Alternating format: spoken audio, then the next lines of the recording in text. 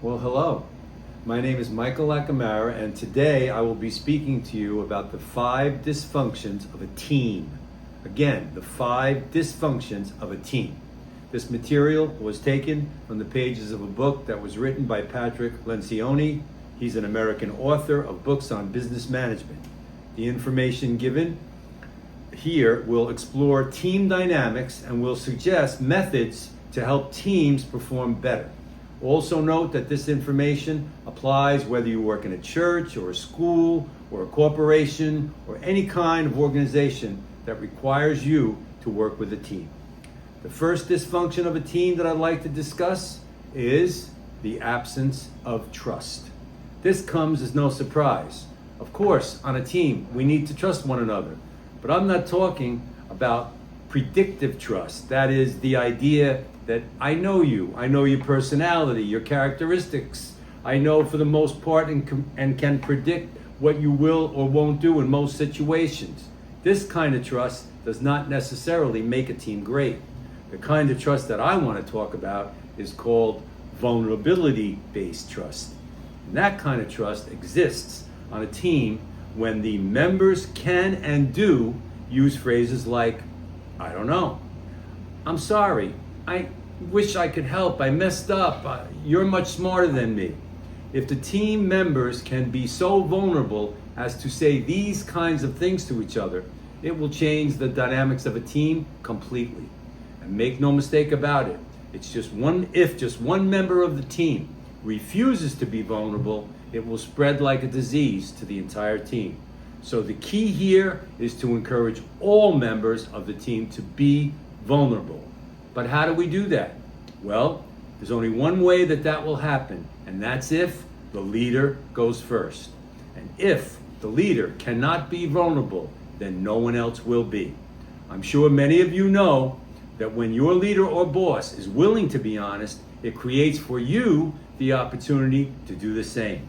Those of us who are leaders are all called as leaders to be vulnerable, and if we are vulnerable, others will trust us. Everybody with me so far? Now, trust is what allows you to overcome the next dysfunction of a team, and that is the fear of conflict. Now, the thing is that on teams, believe it or not, friends, conflict is a good thing. I'll repeat that. Conflict is good, but it's important to know that I'm not talking about mean-spirited interpersonal conflict. I'm talking about productive, ideological conflict around the issues like, hey, I have an idea. What should I do? Let's talk about it. What do you think? Because you see, without trust, conflict becomes politics.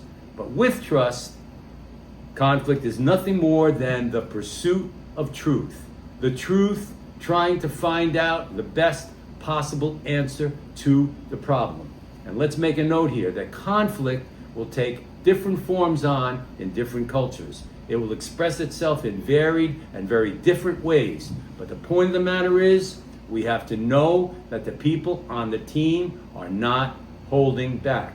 They're not calculating the cost of disagreeing. They're not considering the political ramifications of disagreeing. If there is something that you're talking about that they disagree, they are going to say it. And one more thing, there is no question that truly great relationships are built on the ability and capacity to disagree. We owe it to one another to disagree.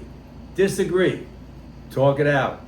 Listen. Again, pursue the truth of the matter and search for and find the best possible answer to the issue. Okay, so I think I have time for one more dysfunction of a team, and that is the lack of commitment. If, as the leader, we simply decide what is to be done, if we do not allow the healthy exchange of ideas, if we do not take the time to disagree and talk it over, there will be no commitment. Patrick Lencioni says it this way: when people don't weigh in to an issue, they won't buy in to the decision. This is not to say that we are arguing consensus. Consensus is not a good thing, because if we wait for consensus, we usually will make a decision that is either too late or mutually disagreeable to everybody. What we need is to, yes, disagree, we need to discuss, but ultimately, at the end, we need to commit. This is so very important because when all is said and done, when all the team members have all voiced their opinion, when all have weighed in and been heard, it is then, as the leader, with no consensus, as the leader, you break the tie. We break the tie, and then we ask everyone to commit to the decision. I've only covered briefly here the 3 dysfunctions of a team, but I encourage you to read Patrick's book on all 5 with a much more detailed explanation of each one. I thank you for your attention, and may the Lord bless you.